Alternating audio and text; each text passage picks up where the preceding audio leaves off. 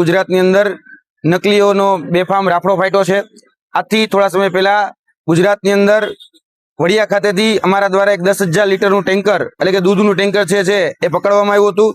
તેની અંદર જે નકલી દૂધ છે એ નકલી દૂધ સાબિત કરવામાં આવ્યું હતું અને એ નકલી દૂધનો ડિસ્ટ્રોય કરવામાં હતું। અને આ જ પ્રકારે અમને આથી થોડા દિવસ પહેલા એક બાતમી મળી હતી અને એ બાતમી એવી હતી કે લેરિયાથી જે દૂધ નીકળે છે એ દૂધ ક્યાંક ને ક્યાંક શંકાસ્પદ છે, કેમિકલ યુક્ત છે, મિશ્રણ યુક્ત છે। અને આ જે દૂધ છે કહી શકાય કે જે સહકારી ડેરી છે જેટલું દૂધ ભેગી નથી કરતી એનાથી 4 ગણું કે 5 ગણું દૂધ એ આ ટેન્કરની અંદર ભેગું કરવામાં આવે છે। અને એ ટેન્કરના માધ્યમથી આ દૂધ જે છે એ લેરિયાથી બિલખાથી ખડિયાથી જુનાગઢ આવે અને જુનાગઢમાં જે સોરઠ ડેરી છે એટલે કે ગિરનાર સોરઠ ડેરી છે ત્યાં ઠલવવામાં આવે છે। અને આ જે દૂધ જે જગ્યાથી ભરાય છે એના માલિક દેવાભાઈ ભરવાડ છે।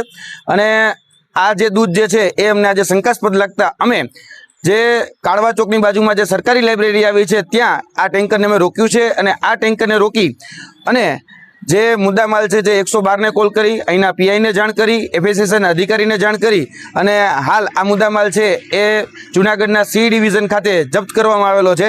અને હાલ અમે એફએસએસના અધિકારીને બોલાવી અને આની તપાસ કરીશું।